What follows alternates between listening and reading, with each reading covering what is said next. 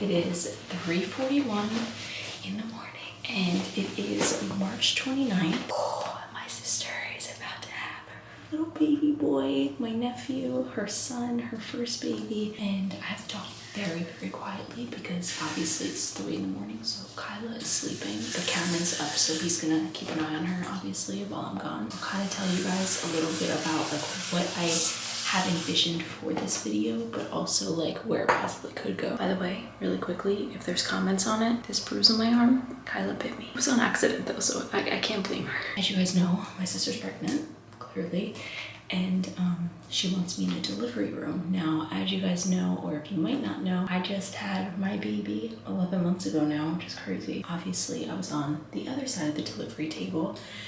So I was talking to my sister and we were both like, it would kind of be a cool perspective because I don't know if I'll get like this chance again to be like in the delivery room without delivering, you know? So it kind of would be like a cool perspective if I like recorded my POV to like labor and delivery and maybe a little bit of postpartum and like that kind of stuff. So that's kind of where I'm starting the video right now, pretty much for my sister's journey. And then also like, I think I'm going to be recording her, her delivery for her to have. And if she decides that she wants me to include some of that footage in this video, then that's her decision. If not, like this video is like completely my POV, but either way, I'm gonna record it for her because that video is probably one of like the raw footage of it, or like even the edited like version that you guys saw. That video is my favorite video I've ever had, like ever, like the first moments of holding my baby and all that. And I want my sister to be able to have that, even though she doesn't do social media, but like me and Cameron just did it so that this way we would have those like memories, you know? So my sister is 38 weeks and tomorrow, so Saturday is, right now it's March 29th, Friday. Tomorrow she's 39 weeks. But she went to the doctor on Monday. I told her she was a full 2 centimeters, which in my opinion, that means 3, but I could be wrong. They did a membrane sweep and all week she's been spotting, she's been cramping really bad. She obviously, like first time moms, myself included back then, like we don't really know what contractions are until you know what contractions are. Like you think that the cramps are it, but once like real contractions hit, you know that they're real contractions. She's been passing clots. Finally, last night, which is so freaking crazy, not to make it about myself, but I call when people are having their babies. I called it in a video, and you guys reminded me that postpartum. I called it in a video when I was gonna have Kyla. Like I was like, for some reason the date April 26th like resonates with me, and that's the day I ended up getting induced with Kyla, or the day before I got induced with Kyla. And then I've been saying for months now, March 29th, March 29th, March 29th. Last night I fell asleep like kind of late, but she called my phone at like 1 o'clock in the morning and I didn't answer because I was knocked the hell out. But then she called Cameron and he ran downstairs and he gave me the phone and she's like, I think I'm having contractions. They're every like 5 minutes or so. And I was like, call the doctor now, like call them. They told her to come in. She's been having super intense contractions since like 7 p.m. yesterday. Now they're like 2 minutes apart, like very close. With that being said, she went there, they rushed to the hospital. She just called me. She's like, okay, so I'm 4 centimeters. And they said that I should be delivering him before noon, but because my contractions are so close, they recommend that you like shower, pull yourself together, maybe stop for grab some breakfast to bring, and then it'll start to progress like a lot quicker. So they're expecting her to deliver before noon, which is crazy. But honestly, in my birthing experience, once I got the epidural, I flew through my stages of like centimeters or whatever. So I'm going to finish pulling myself together, get my purse together, say bye to Kyla, say bye to Cam, and then we're gonna head to Dunkin', get my brother-in-law some coffee, get myself an iced tea to keep me up. I'm probably gonna bring an energy drink for him and I, and then we're gonna go to the hospital and deliver my little nephew. Guys, this guy's like upset that I'm leaving. Alright. Now he wants to act all big and bad. He's like, babe, come on. I love you. Hey guys, so I am finally over here. This hospital is gigantic. It literally took me like 30 minutes to get over here. Just let them know that I'm here, but I think that she's getting her epidural right now, so I was unable to go back. So I'm just chilling in the waiting room until they let me go. I'm not even joking. I've been here for like an hour and I just got to where I needed to be. Like, this hospital is huge. You have to take like one elevator to get to this area, and I was debating on like possibly delivering here for our next baby whenever that is. There's no freaking way I am walking all of this while having contraction. No, like, I have to ask my sister if there was an easier way to get up here, because I had to go through. It was too much. It was too much, but I'm just gonna wait here until they're ready for me to come back. I texted her, so I should be going back soon, and then I'll keep up with you guys. All right, you guys, so it's a couple hours later. The sun is actually up now, and I am in the room, and Kristen had her epidural. Now, I'll show you guys her in a second, but first of all, behind me, it's just crazy that Sebastian's gonna be in this whole vicinity in just a couple hours. So just a quick update. She is still 4 centimeters as of like, I would say what, like an hour ago, something like that. She's still 4 centimeters, but let's show you the woman of the hour. Look at the beautiful mama. The last few moments with your bump. So explain to them exactly like how you knew you were in labor and like all that, now that you can actually talk with the epidural. For sure. Since like midnight, my contractions were like every 45 minutes, and then they started turning out like every 3 or 4 minutes, and I was just, you were ready to go. oh my god, I couldn't take it. Yeah, I knew it was like time when you called me at like 1:30, and like mid conversation you just went silent, and I'm like, yup, those are the can't talk through contractions. And then now this girl's literally having, hold on, she's having Mount Everest over here. There was one literally before that like touched all the way up there, and she's just continuing on with her conversation. So I'll give you guys a little quick hospital tour room. So over here is just like a little nurse's station, and then we have this closed for some privacy, and then over here, like I showed you guys, it's this little thing. We have a whole vibe over here, and then the baby mama. Oh, and then my mommy maid. Oh yeah, the mommy maid encapsulation. She's gonna encapsulate her placenta, so I'm gonna make sure that we do this whole process with the nurses.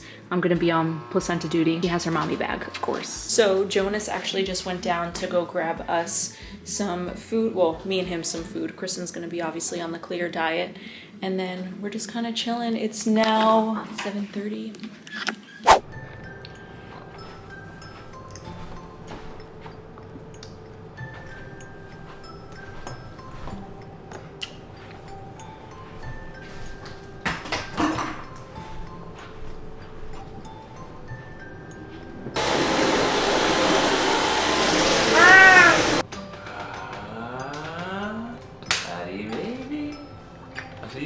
What? They're eggs.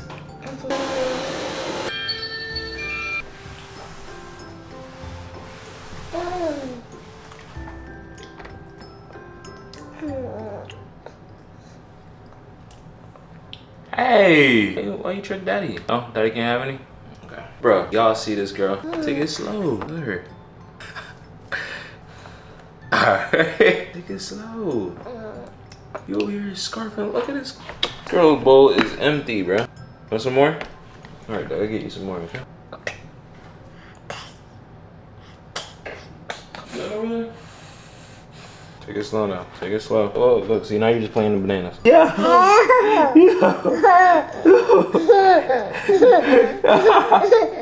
You dropping bananas on your legs?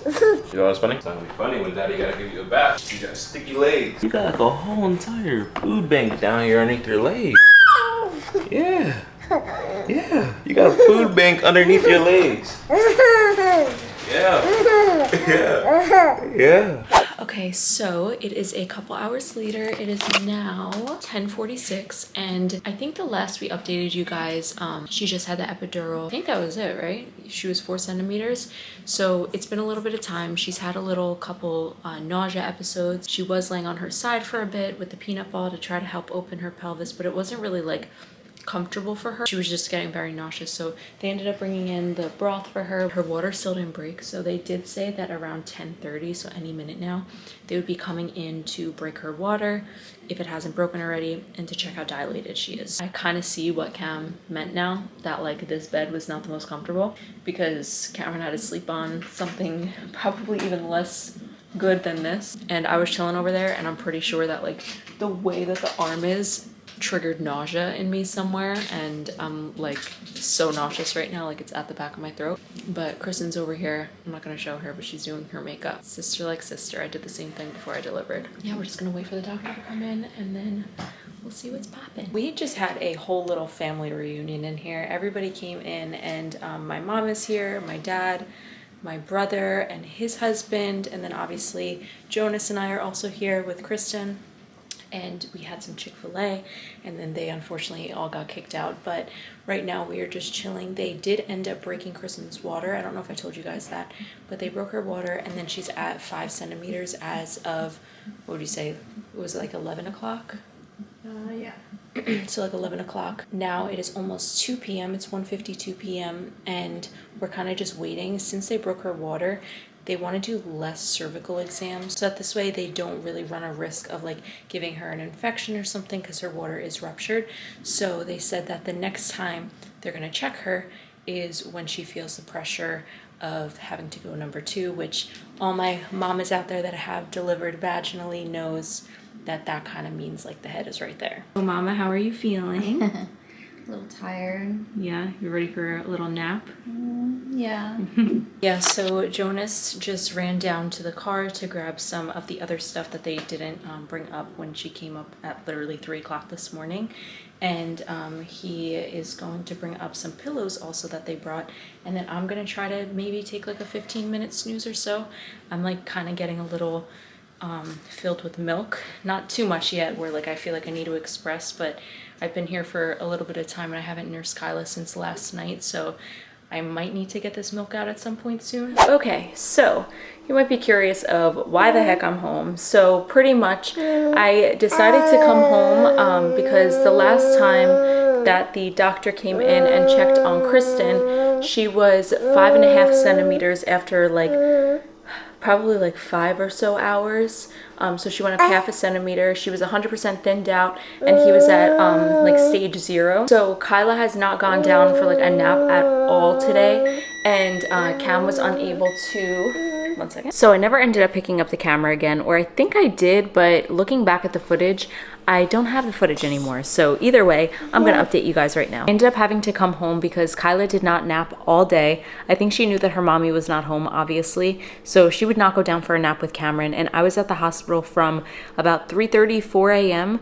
until about 4 p.m. So I ended up coming back home and being able to put Kyla down. We'll feed her dinner, spend some time with her, play with her a bit, give her her bath time, and then I ended up putting her back to sleep. Through all that time, my brother was at the hospital, my parents were at the hospital, and then obviously Kristen and Jonas were also keeping me in the loop. But I did have a conversation with Kristen, and I felt so bad that I had to leave the hospital and like come home. Obviously, I'm a mom also, so she gets it. I had to come home to make sure that my baby was okay and that my baby was also taken care of. Obviously, Cam was perfectly capable, but she just would not go for a nap with him. I ended up coming home, and we did have a little plan in play that if I wasn't able to make it back to the hospital, that my brother, aka her twin, would be in the delivery room. But my sister really wanted me to be there, so I was gonna try my absolute best to get back there, but I had to get Kyla down for the night. I ended up giving her her bath, I gave her dinner, got her down to bed,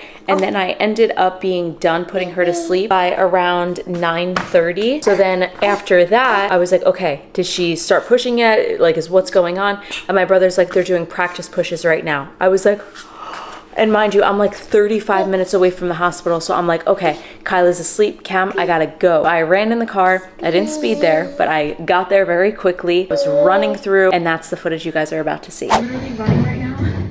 It's like 10 p.m.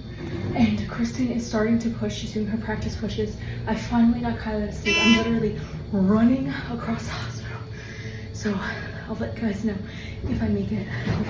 I tell you guys, I'm literally running through this freaking hospital. She's gonna watch this freaking back and be like, oh my god, it was not that serious. No, I'm running.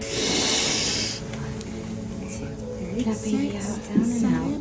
8, 9, 10. He's coming, baby. He's calm down. Push back.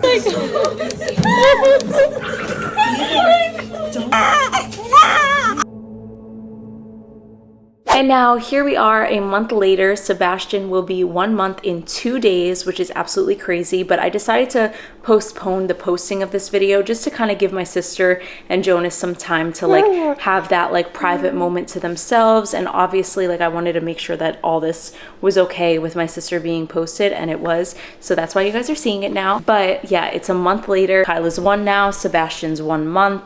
It's just crazy how fast time flies by. I feel so grateful that my sister allowed me to be in the delivery room and that the experience all worked out, that I did make it to the hospital in time, and I was also home in time to be a part of bath time. Kyla wanted to get down. So, but yeah, I was super grateful to be a part of that experience and actually take in all those moments, and then also able to be there for my sister and for my little nephew Sebastian and my brother-in-law. It was a really amazing and like tranquil experience. I absolutely loved being a part of it. It's also just so crazy because that day I didn't get home from the hospital until like 3 o'clock or something like that, because figure she pushed him out at 12:15.